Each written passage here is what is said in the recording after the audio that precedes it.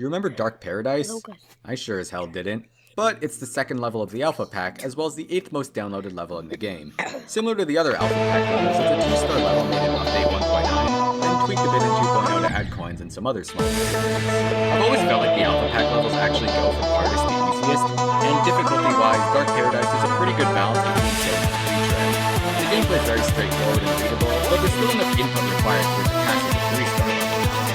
The coins are surprisingly well placed in this one, and they're done in a way which getting them requires more thinking than actual skill, which is a good way of doing it for a 2-star level. My biggest issue with this level is the fact that from 40% onwards, it just gets really boring.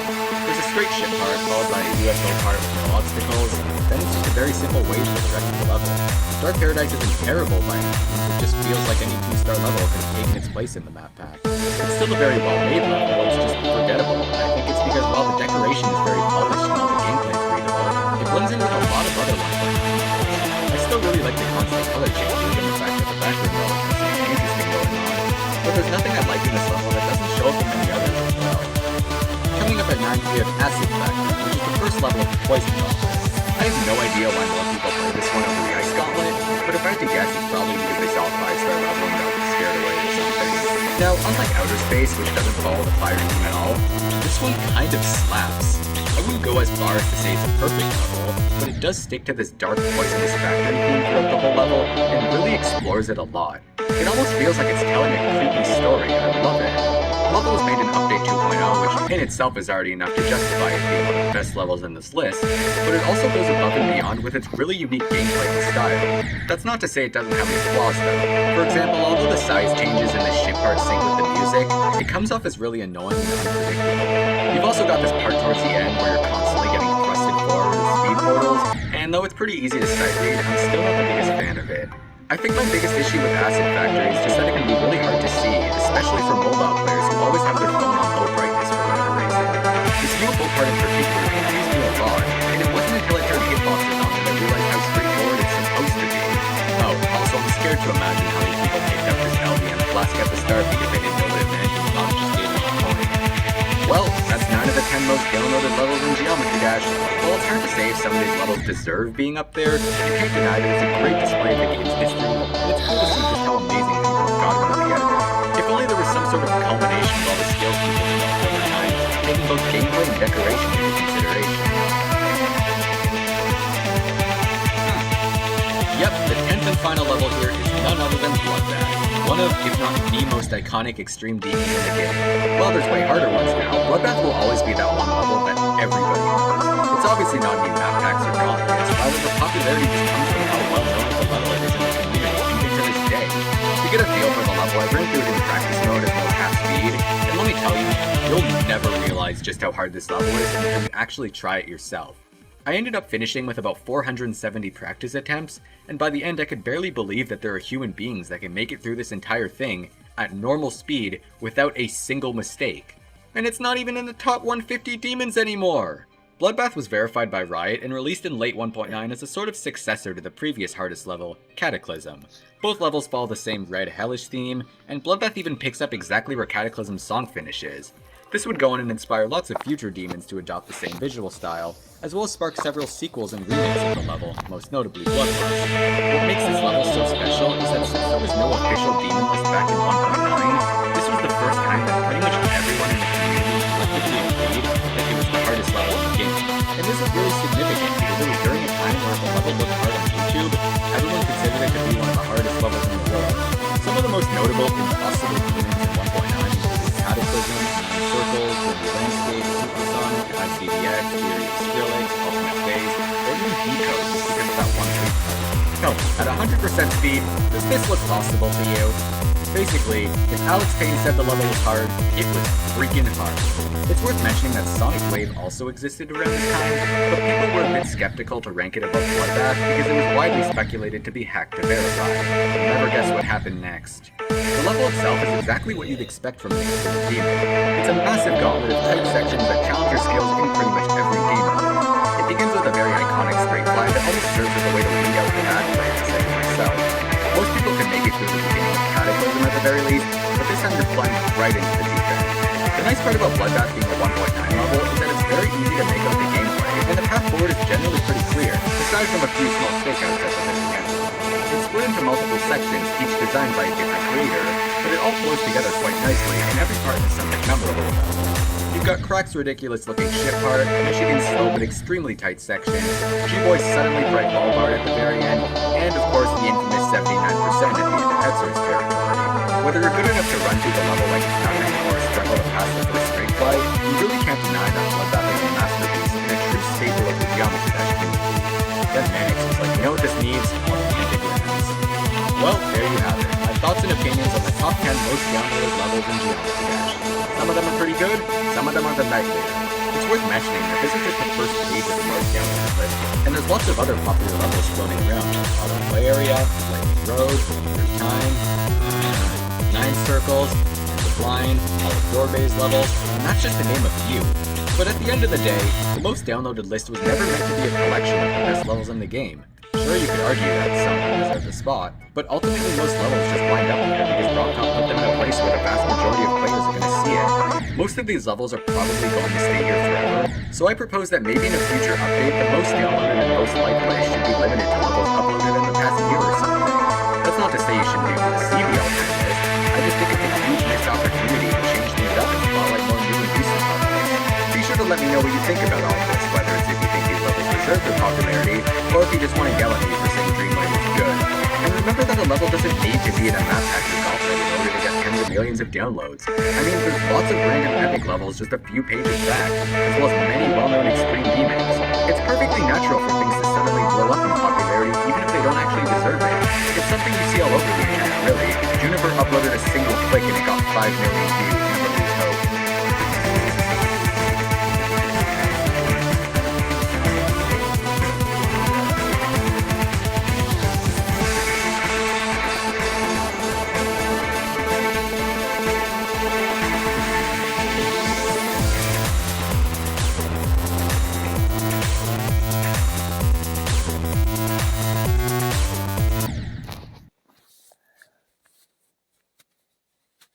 I really like platformer games, like more than the average person. So when Geometry Dash added the ability to essentially make your own, I was really excited about it. Fast forward to now, and I've beaten over 1,000 platformer levels, racking up an impressive move count in the process. It's just so fun pulling up little bite-sized platformer games and never truly knowing what you're gonna get. That being said, making a good platformer is difficult. On top of a good idea, you need to have balancing and good programming and bug testing and all this terrifying stuff that a Geometry Dash player probably didn't sign up for. Because if your level doesn't play well, it won't be fun. And in the words of Reggie, if it's not fun, why bother? Fortunately, I have enough game design experience for all of you. And after playing all these levels, I'm finally ready to present my master list of what not to put in your platformer level. Right away, this was the most requested issue for this video, and it's probably because not playing a level is not fun. Unless a player is already really invested in a level, they don't want to watch the camera scroll through the entire thing and then go all the way back. And this also applies to like collecting a key. If it's not for storytelling, I would limit cutscenes to about 5 seconds at most, and I wouldn't even use them for things like a door closing behind you. If you watch a long cutscene once, like the intro for a boss, you shouldn't have to watch it after every attempt. Just place a checkpoint after the cutscene finishes, or use the item persist trigger to detect if you've already seen it. Because once you've watched it once, you no longer get anything out of it. In gaming, a cycle is something you have to wait for, like a platform that moves back and forth. In other words, imagine a bus. These can be problematic because if you miss a cycle, you have to sit and wait for the next one, and that's boring. Or if a level uses toggle blocks, it can make things feel extremely sluggish. Try to keep cycles to a minimum, or add extra platforms so you don't need to wait as long, or make them touch activated. For most platformer levels, the ultimate rule you should follow is that deaths should always feel like your fault. Platformer levels are a much longer commitment than classic ones, and if people keep dying to unfair things, they will lash out in the comments. Watch a tester play through your level and make sure they're not getting unfairly sniped or dying to bad camera work. Don't you love it when you're frolicking through a platformer level and die to a spike that looks suspiciously like a decoration? This is because some people focus too much on the art style of their level and don't let the hitboxes pop out. At the end of the day, you're making something that's meant to be played, so try to cut down on hitbox ambiguity as much as possible. Hazards should stand out a lot, and background decorations shouldn't look interactable. It can be a tough balance to strike, so I recommend looking at some other games to see how to do it. Alongside the main gameplay, most levels usually have a background layer and a foreground layer. These are almost never something you can interact with, so try to avoid making it look like you can, especially when you're standing still. I recommend putting a gradient over the background layer and darkening the colors in the foreground. For some reason, creators like putting invisible walls and even spikes in places you're not supposed to go, and I have no idea why they're invisible. Like, why use invisible blocks for something like this when you can just place a wall there? It's pretty important information that you're hiding from the player. This also applies to, like, roofs that kill you for no reason. Players are gonna trust what they see in front of them, and you don't want to break that for no reason. This one's pretty simple. Just make it clear if objects are passable from beneath or not. And I don't mean using text or arrows for it. The fairly universal thing for this is making the platform really thin. I don't know what you call these, but it's this thing. Or sometimes it looks like this, or maybe like this. Well, you know what I'm talking about. Putting a long, unskippable intro at the start of your level is pretty risky because people just want to see what it's actually about. It's better to hook players in by giving them control right away, and then unfolding things as we go. Hey guys, that wasn't very fair, was it? If you're gonna thrust the player into a chase sequence or something, make sure they're actually ready for it so they don't just instantly die. Honestly, I don't mind death effects all that much since you can manually restart, but make sure you don't prevent the player from seeing how they die, since that can be important. The estimated time of a platformer level is really just the time it took you to verify it, excluding any attempts where you die. It's nice to try and shoot for an accurate duration, but don't be too slow or else people will be less inclined to try the level. And the least you could do is make something interesting happen in this. What?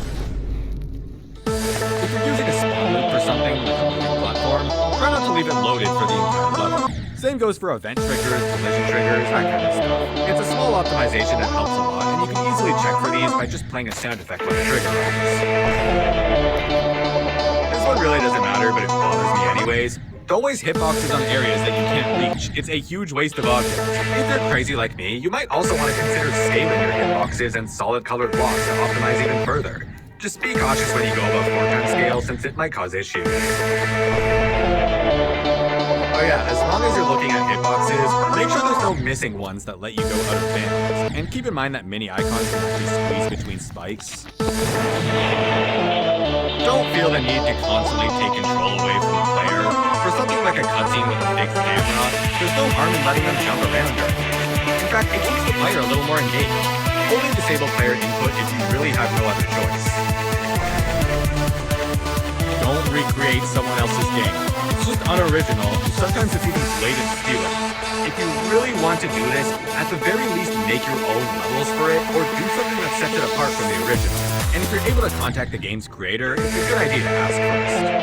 Alright, those were my general tips. Now on to some more specific features.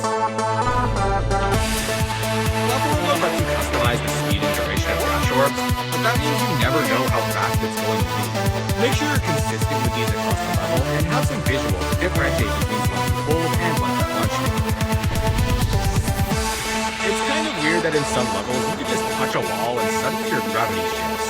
This is mostly Rodtop's fault for making this a trigger instead of an actually visible portal, but creators should still know to indicate this clearly, like more than just arrows and glow. This one's pretty random, but don't do those puzzles where you have to push a box, but the box is really, really slow, and it gets stuck a lot, and it's hard to realize it was even pushable, and the solution is obvious. There's only one of them in the entire level. Force blocks have pretty weird and unpredictable behavior, so if you're gonna add things like fans that launch you upwards, try to make sure the player still feels like they're in control.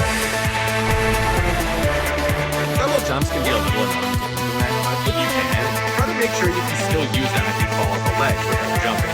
Obviously it comes down to how you want to design the level, but this is usually nice to have.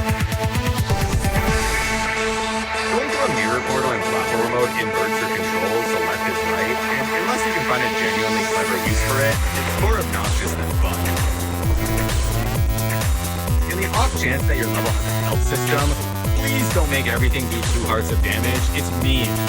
Wait, why did I put this one in here again? It's okay to have some options at the start of your level, but that doesn't mean you should put every single thing you're unsure about. Like, now it's just stressing me out. Whenever you place a spike on an edge, always remember that the hitbox is small enough for you to stand here. If it allows for major skips, you should probably patch it, but if it's something small, I would actually leave it in, since it makes the player feel cool about themselves. But once you pick a side, stay consistent with it throughout the level, or use a different visual depending on if it's safe. We all knew this one was coming eventually. Personally, I'm not a fan of levels that abuse hitboxes, since it makes the gameplay a lot harder to eyeball. I would prefer having honest and more fixed hitboxes for challenges like these, but a lot of people seem to swear by abusing hitboxes, so don't let me tell you what to do.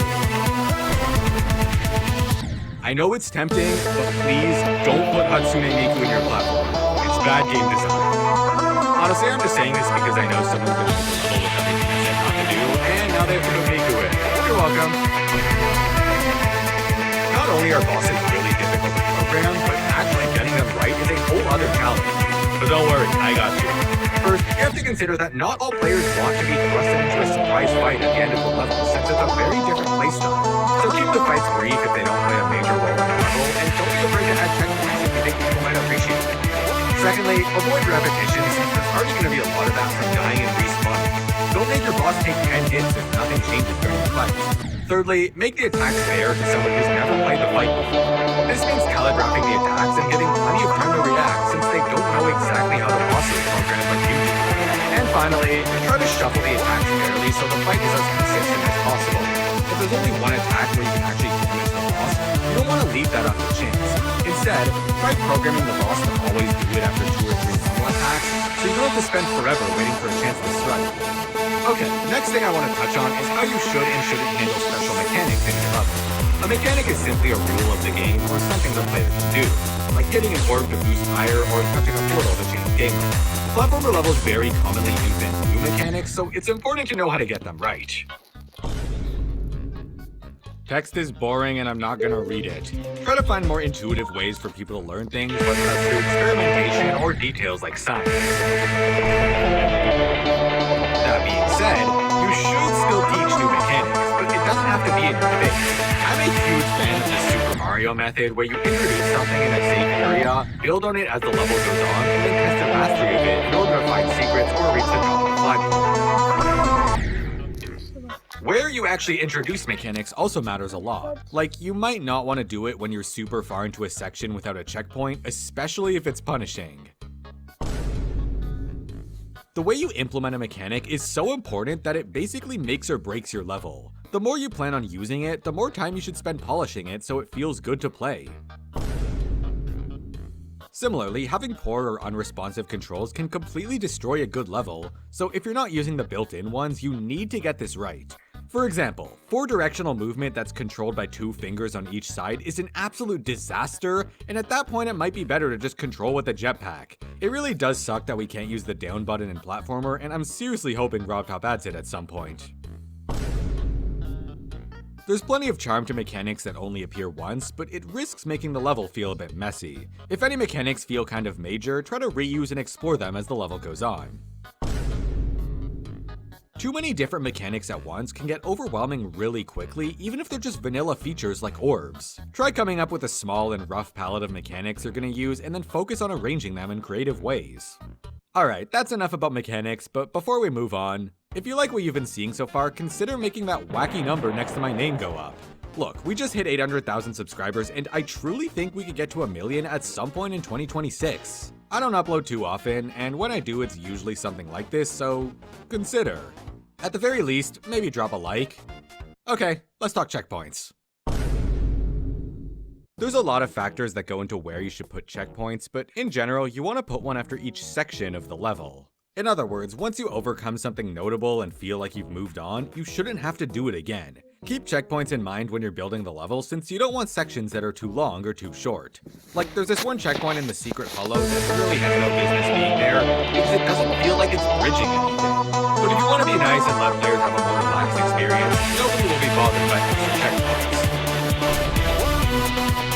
Just like the level itself, itself, each checkpoint should have a bit of a difficulty curve, and I would recommend something like this. The start of the checkpoint is the part you'll be playing the most often, so it's a great spot to try some riskier ideas since there's much less of a punishment. Then I'd tone it down and gradually work back up, maybe even incorporating something you learned along the way. But most importantly, do not crank up the difficulty at the end of the checkpoint. It's mean, it's unfair, and having to constantly run back there is a massive waste of time. I really like when levels end with a final challenge that puts everything together, but that doesn't mean you should end it like Farewell from Celeste, because you can't save and quit, so you're essentially trapped until you beat it. You can definitely make it look overwhelming, but it shouldn't be too difficult in practice. Make sure there's no checkpoints that prevent you from actually beating the level. This most commonly happens in timed and chase sections where you can lock yourself into something unwinnable. If a coin is tied to a particularly difficult challenge in a separate area, you might want to trigger a checkpoint after collecting it so that the player doesn't have to suffer through it every time. This one really depends on the challenge, but I prefer yes checkpoint out of respect for the player since they already proved they can do it. Just because you can't die in a level, it doesn't mean you shouldn't put checkpoints in. There's always a chance of dying to a bug, and many players will manually restart if they think they could have done something better. And if that sends them all the way back to the beginning, that really sucks. This one's pretty minor, but if you put a checkpoint at the very start of the level, it won't restart your speedrun timer when you die, which is a little annoying if you're a leaderboard guy, but understandable if it skips an intro or cutscene.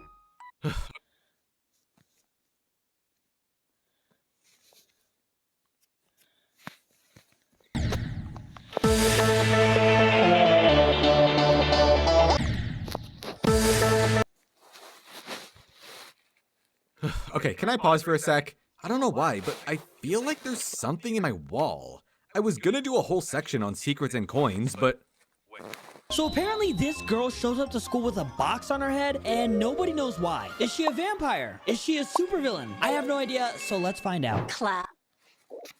Step Brothers get suspended for fighting. Okay, today we're gonna be watching another Darkman video, and this time, they live to remember. But in this one, we have Step Brothers get suspended for fighting. Dang, I'm not gonna lie, your own brother? I mean, we're not real brothers, Step Brothers, but I don't know. But before we start, we're gonna look at the like button, right? And what the? We're gonna subscribe to Darkman, bro. Let's subscribe, right? We're gonna hit that bad boy. All right, let's see who wins this fight. Oh my gosh! Holy, we're 2 seconds anyway. Someone's already bloody. What the? Wait, why is he got his backpack on? He starts with his backpack. Okay. Oh my gosh. Who's the win? It already looks like the other guy is losing. Oh my god. What the heck? Yo, he is bloody. Now. I thought Darkman was family friendly. What is this? Oh my. Yeah, we know who won the fight. The third time? So this happens to this guy 3 times a week. Oh my goodness. It's not my bad. I just do it. It's not. Let me tell you. I'll set this on online. Oh dang. He doesn't even care. Right now. Mark, before Darren got here, you were an exemplary student. Exactly my peer. It's not me. It's him. Hey, I didn't ask to come to this dumb school, okay? Guys! Oh my gosh, bro, they just keep arguing. But I do wonder whose fault it is. Let's see. Step Brothers! Dang. Fine. We'll do this another way. Suspended. Either you two shake hands right now. You mean it? Oh, they're not gonna shake hands. They're not shaking hands. Nope. So what's it gonna be? You want suspended? Way overreact. All you have to do is shake hands. Yell at him, not me. I didn't do anything. You want your brother to go to him. It's on you too. You're not brother. Bro, come on. Even though you're stepbrothers, you gotta treat each other like brothers, right? For you, Darren, but it doesn't give you the right. The last job. He tricked me in the hall from the back of the school. What was I supposed to do? I don't know. Try tying your shoes once in a while. Oh, are they gonna start right now in the house? Don't overfeel that we finally catch dog for you. That's what brothers do. Thank you. Okay, just because you two got married is not magical with the brothers. We are not even related. What I always tell you guys. Family isn't just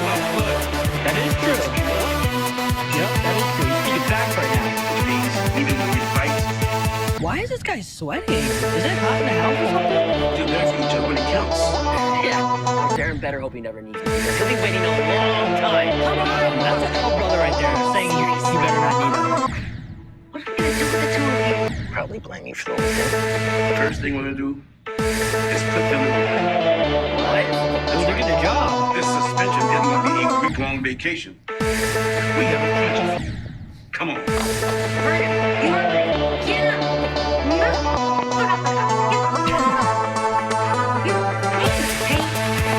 Now, on Sunday, your mother's supposed to barbecue for company. It's a big deal.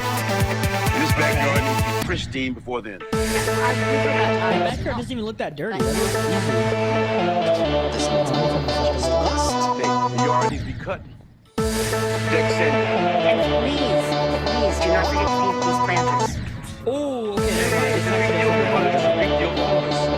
No fooling around. And I expect this yard to look amazing. And until then, consider yourself house arrest.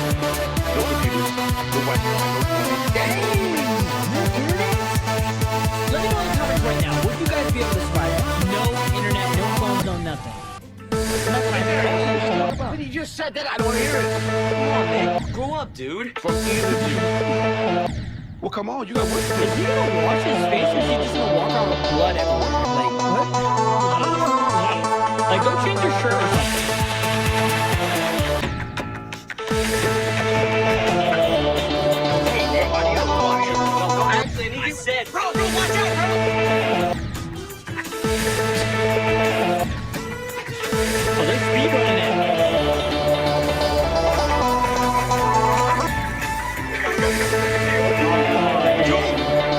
Are you serious?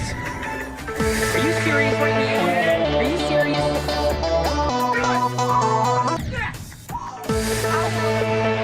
Dang, he just be winning. This guy whooped the other kid, and now he's beating him in like the sandpaper. Oh, dang! And he just tripped and fell. Oh, now they're friends.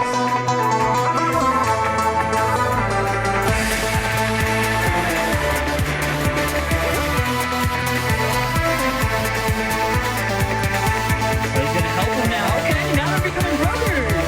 They're bonding. Nice. Okay.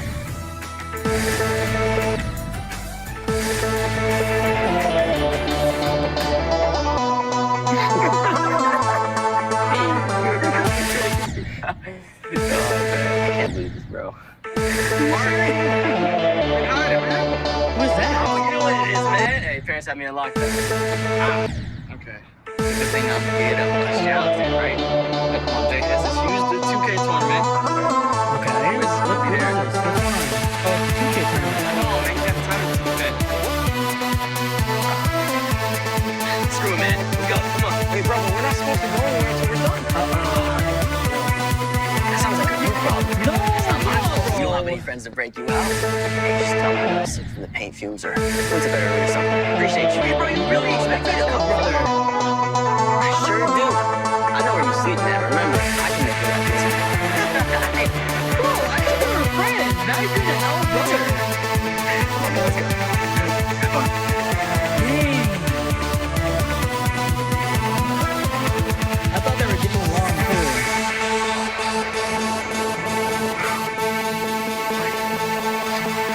It's cramping me right there when it comes out. Yep, I knew it. Tonight, I hope so.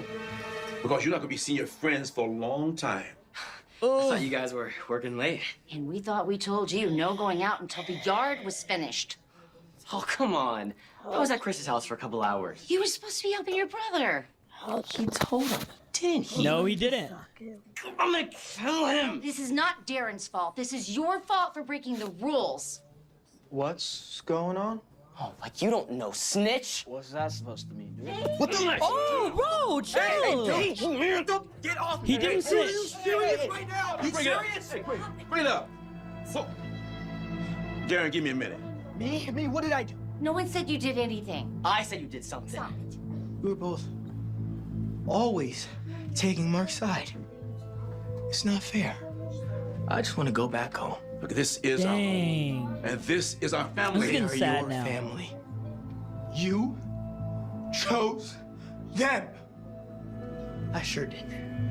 But Darren. Darren! Why'd you do this? Dang, it's his fault. I'm not gonna lie. He's an L man. This guy's an L brother. He started that. That's his fault. Darren, wait. Oh, is he dipping? Where's he going? I should go after him. Maybe we should just let him blow off some steam. He won't be long. What makes you so sure? I've never seen him go more than 20 minutes without looking at his phone. Oh, that is true. He'll be back. Trust me. Hey. Are you okay? Does he have like a heart condition or something? I'll be okay. Just give me a minute. Oh, okay. Oh, is that why he sweats? Ah, I feel bad for making fun of his sweat towel now. Dang. Oh, he's back. Okay. Hello? Dad?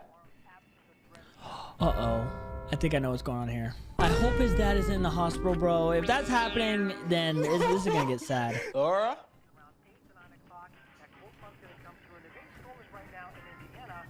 Mark?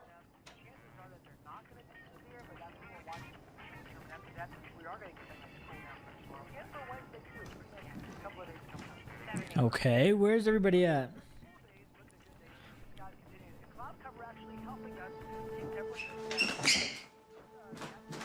Oh, no. It's okay. Okay.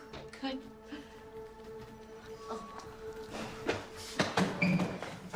How did he even get there? Did he drive? Massive heart attack. I'm sorry, he's gone. He died. What? Oh my gosh. Yo, this is getting sad. Insanely sad. What the heck? I'm so sorry. I'm sorry. I'm so sorry. It's okay. It's okay. I'm sorry. Yeah, it's alright. I'm sorry. Oh. Bro, this is sad. No.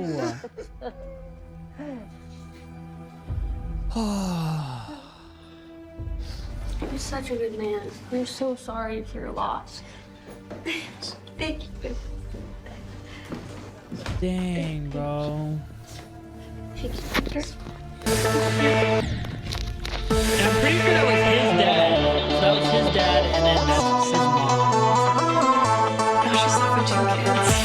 He's in prison. No husband. Imagine. Dang, one's not even hurt.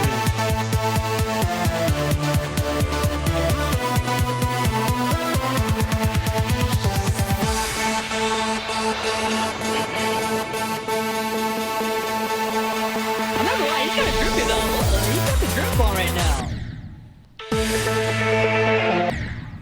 Is he gonna help him out? What is he gonna say? Mom wanted me to check it's okay. Like you care. What's that? If you had snuck out, none of this would have happened. Are they gonna start fighting again? Are you serious? Well, if they start fighting, you know they are both my brothers, so that's your dad was worried about you after you ran off.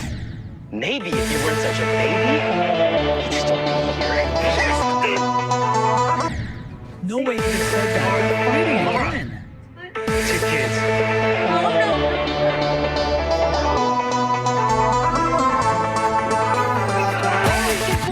Buddy! Make me! I